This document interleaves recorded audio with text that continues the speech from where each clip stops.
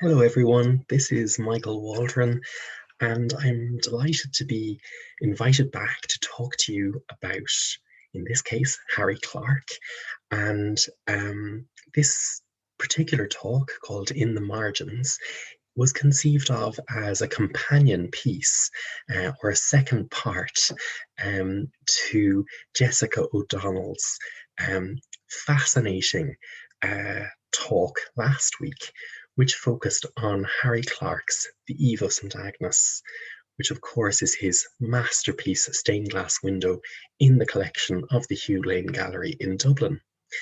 And Jessica's talk really revealed so much about the inspirations that fed into the window and also some of the contexts. I won't repeat her in this talk, but hopefully this will complement our understanding of what went into the creation of this magnificent window. And if any of you've got the chance to see it, I know you'll agree with the assessment that it is a revel in blue. So this particular talk is going to focus on Crawford Art Gallery's own collection of studies for the stained glass window, which I know many of you have great affection for. But what we're going to do, rather than go through the narrative of the series, what we're going to do is we'll delve into some of the hidden details, not necessarily the main focus of these narrative panels, but more into the margins, and see what was Harry Clarke thinking about as he started to tease out the ideas of the window, and what might we find in the margins. So without further ado, let's proceed. So here you'll have a nice view again of the most extraordinary stained glass window, and it's just a delight to behold.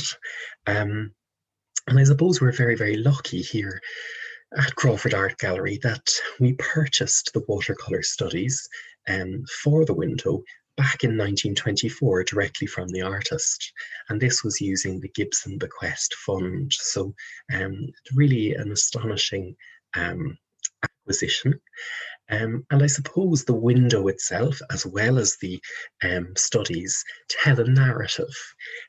So the narrative, of course, is taken from the romantic poem, The Eve of St Agnes, which was published in 1820 by John Keats. Now, what's very interesting, I think, and very appropriate, is that this year is the bicentenary of Keats's death in Rome. He, of course, is the poet whose name was writ in water. And this year also marks the 90th anniversary of Harry Clarke's death in Chur in Switzerland. So it's an opportune time to think of the coming together of these extraordinary, visionary geniuses. But rather than tell the story of the poem, which I know you will have received some of that from Jessica O'Donnell in the previous talk, I want to delve into the kind of the story of these margins, as I mentioned. So let's begin with, I suppose, working our way through what we might find or what we might discover when we look, I suppose, underneath the mounts and behind the frames. So what's lurking in the edges that we don't usually see when we're looking at a work on display? Now, first of all, I think what's really interesting about these studies is that they are preparatory works. They were never designed for publication. They were never really intended for a kind of a sort of a gallery setting when they were being made, although of course the artist did sell the works to an art school and gallery. But what I think is curious is that these are just like a student in an art school doing their preparatory work. They're thinking things out. And so you might not use, your best materials for something that's really just your thought process. Now these are highly finished studies, so of course they are to scale and so on. But I think it is revealing to think about what materials Clarke was using. There are, I think, at least two of these studies that, and they're all, I must say, all of these studies are works on paper, and at least two of these studies are on the reverse of Ordnance survey maps. So if you can imagine those very large fold-out Ordnance survey maps from the late 19th century and early 20th century, these have been cut up and used as the support for Clarke's sort of visions, if you will. And I think what's wonderful is that on the back of full on this casement and on the reverse also of the silver snarling trumpets, two of these studies, we find Ordnance survey maps for County Donegal. Now, I don't know of any direct association between Harry Clarke and Donegal, but his mother, Bridget McGonigal, was from neighbouring County Sligo. So I wonder, were these maps in the studio or in the Clarke household? And was he just thinking, well, these are being thrown out, they're scraps? But I think it's maybe a clue as to why he would use this material, not least for preparatory work, but also in terms of date. If we look at the date, around 1923, Ireland is in the grips of civil war. Perhaps materials aren't as readily available, so you're not going to waste your best material on something that you're not really going to need to invest so much in. So that's just a glimpse at some of the materials. Another thing we might think about is colour in these studies, and of course colour is provided through paint. Now I mentioned that these are watercolour studies, and of course he uses watercolour, but he also uses gouache paint. So he's using two different paints in the mix here, both water-based, and of course he's using pencil as well. So between these are the materials, his paper and his pencil for line, and then of course he's bringing through tone. And we'll find in the margins scribblings and also colour swatches, testing out colour, making sure it's right, maybe bleeding the brush a little bit. So that's the artist's materials. But now if we move on to what else we might find in the margins, because we're really delving into the working mind of a great artist, but also a very busy artist. So in the margins of the very first panel in the series, which is Num, where the beadsman's fingers, where the beadsman is praying in the chapel, we have colour swatches. So again, here he has very neat, orderly, almost even colour swatches in two tones of blue. One is kind of like a baby blue, and one is a bit more deeper, kind of like almost a cobalt. We also have some sort of numbering system and other annotations that reveal that this is a series, that these are working documents essentially, rather than being something that is highly finished for publication or public display. And another, I think, very exciting element is that in his own handwriting, we have annotations to do with colour.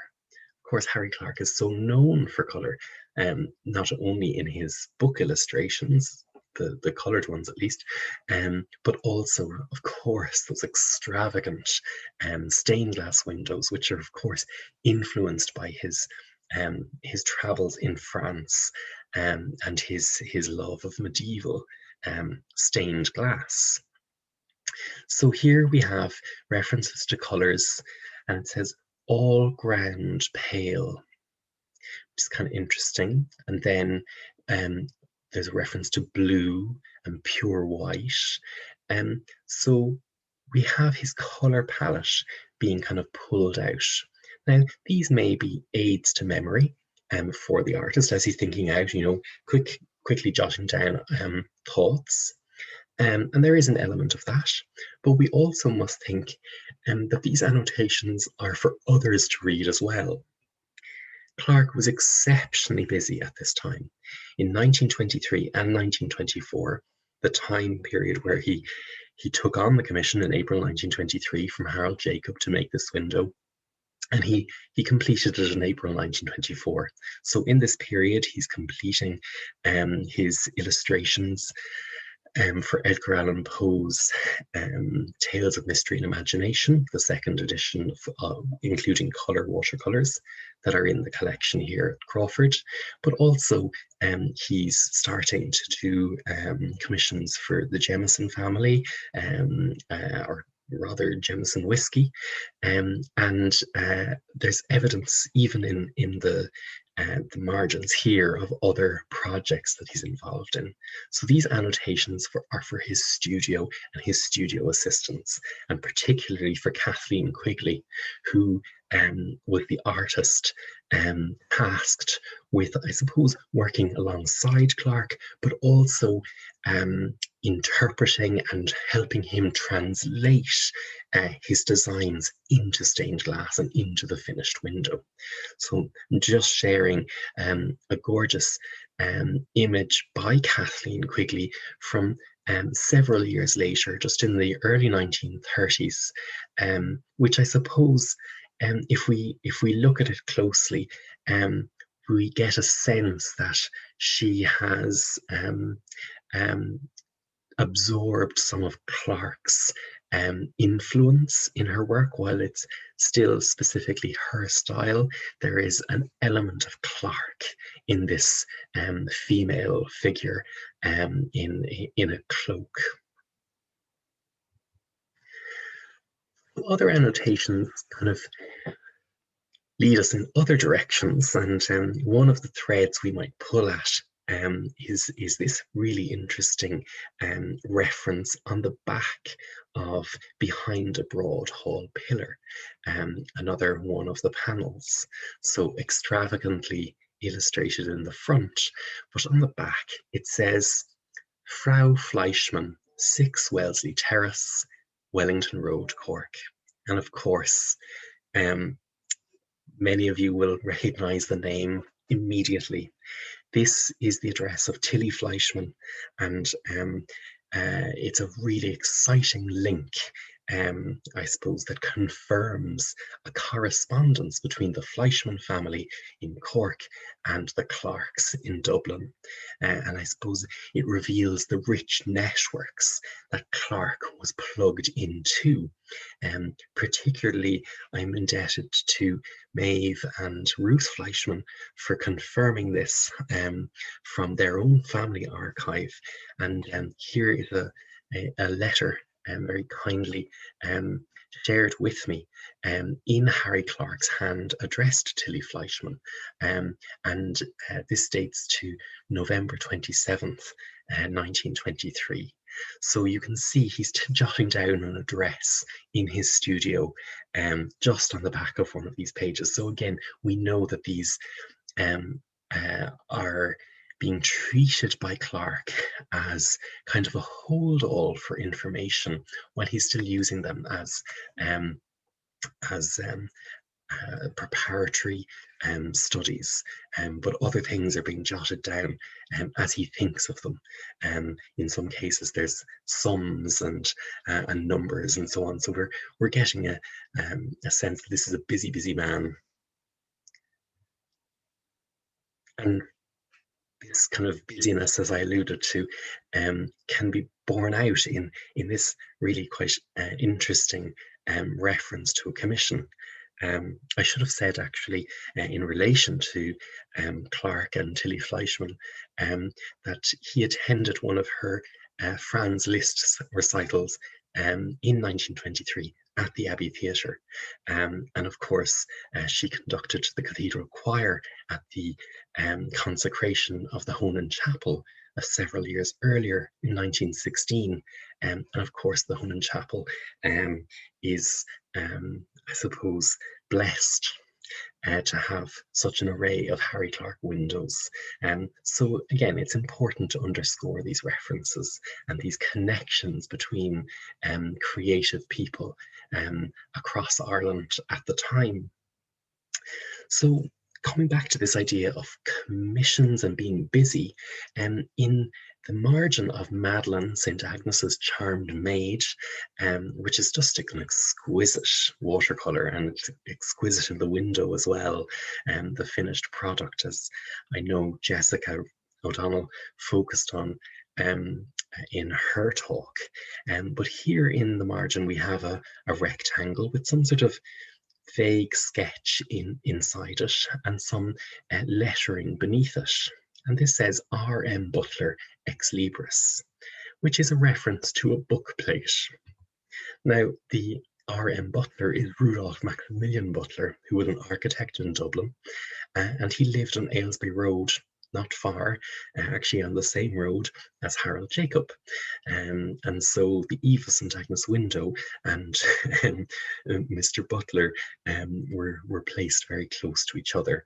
And so Clarke here has been tasked with creating a book plate to be put inside the private books of his client, and the finished bookplate design is now in the collection of the National Library of Ireland, dating again to 1923. So it's fascinating to think of all of the creative energy that is going on in Clarke's mind. He's thinking about multiple things all at once, hence why annotations are very useful for his studio assistants. Which then brings me, I suppose, to, the idle moments, the thinking out that Clarke was involved in. So there are several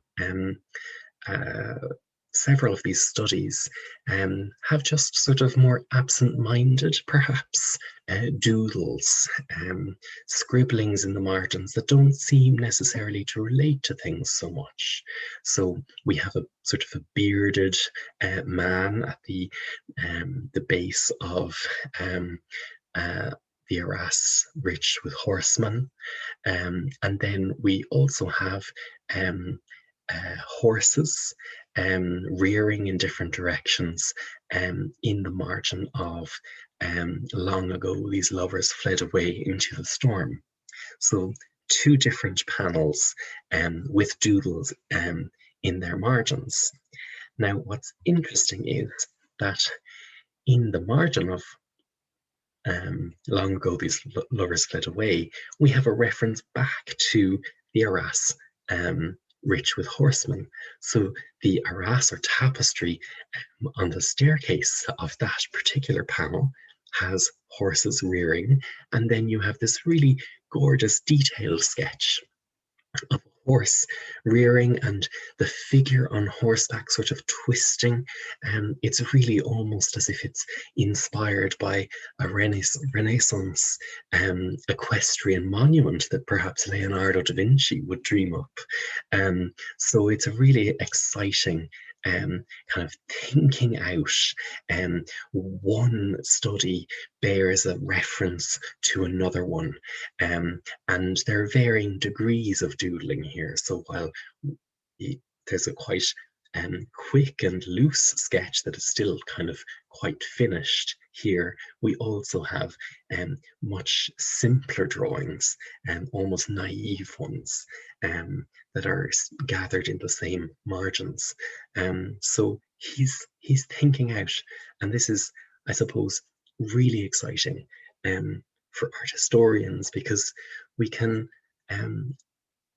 learn a bit more about um, his thought process, and how an artist works.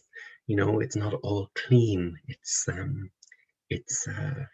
finding your way to the desired end.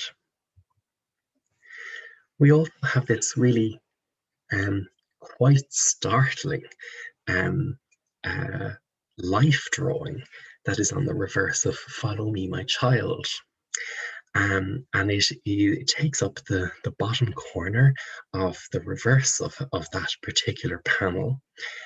And what is really quite intriguing here is that it's clearly not a flight of fancy.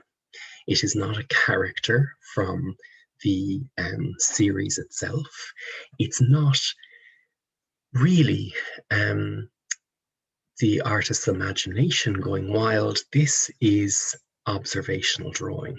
So we don't have an illustration, we don't have a stylized image. This is a life drawing of, 3/4 or half length, of a female nude staring out at us, the viewer, and of course to the artist himself. Her hairstyle, which is only lightly sketched in, suggests something contemporary to 1923. And those big eyes, which of course are a hallmark of his work, perhaps recommends this particular model to the artist. So he's observing while he's also doing other creative work. And what I think is intriguing about this is the artist himself was tutoring at the Dublin Metropolitan School at this time, and perhaps this is one of the life models in those classes. Perhaps he, as tutor or as teacher, is also engaged in the practice of observing the model too, and working out and honing his skill, even as a professional practicing artist. We'll probably never know the identity of this woman. Perhaps she's a model, perhaps she is known directly to the artist. But it is an intriguing element to these marginalia. So, kind of starting to draw this talk to a close, I just want to look at one or two last details. One of which comes from the margins of a party scene. The panel itself is called "At Length Burst in the Argent Revelry," with plume, tiara, and all rich array. So this is the Eve of St Agnes in January, and everyone's partying, and everyone is, absolutely dressed up to the nines, and it's exuberant and energetic. And then in the margin, you have this downcast, dejected, tired, scruffy figure, almost tramp-like, with messy hair. And he sort of glowers out with his hands in his pockets, which is a complete opposite of the energy of the scene that it's next to. And of course, it doesn't take long for us to realise that this is a self-portrait. Clarke, as Jessica O'Donnell pointed out in her talk, often used his own likeness in his work, and not least in the Eve of St Agnes window, in the margins of the stained glass itself. And here we have in the margins of his studies the very same. So perhaps it's telling us something about how he was thinking about himself. What was his state of mind? Was he exhausted? We know that his health was never wonderful. And perhaps he was just feeling really, really rough.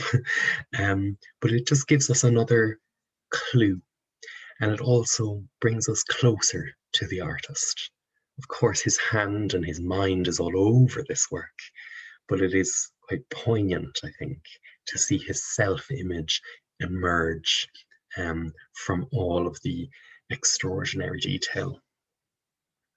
But rather than end on kind of a melancholy note, I think it's a good thing to, I suppose, rest on a sign of spring, perhaps lambing season. And I just adore this particular detail from the St Agnes roundel, which, as Jessica O'Donnell pointed out in her talk, is in the bottom right-hand corner of the window itself. And of course, St Agnes is the reason we're here. The poem is connected with the rituals that sprang up around her cult and her followers. And here we have, in the top left-hand corner, in a separate scrap of paper, a partial study of a lamb, which, if any of you have seen the Ghent altarpiece by Van Eyck, it has a similar look to the Lamb of God. And of course, that's deliberate. Here we have Saint Agnes, and her attribute, or one of her attributes, is the lamb. And that is because, of course, Agnus Dei, the Lamb of God, Agnus is the Latin word for lamb, but it also sounds like the name Agnes, which is from the Greek hagnia, which sort of means chaste or pure or virginal. So these word associations were rich within the Christian tradition, and Clarke is picking up on them. And so we have his two different studies for lamb, the different poses that we might have for the lamb, before we get to the final stained glass lamb, which resembles, of course, the lamb from the roundel itself, rather than, I suppose, the slightly more active lamb that we see emerging from the little scrap of paper. So it kind of brings it full circle.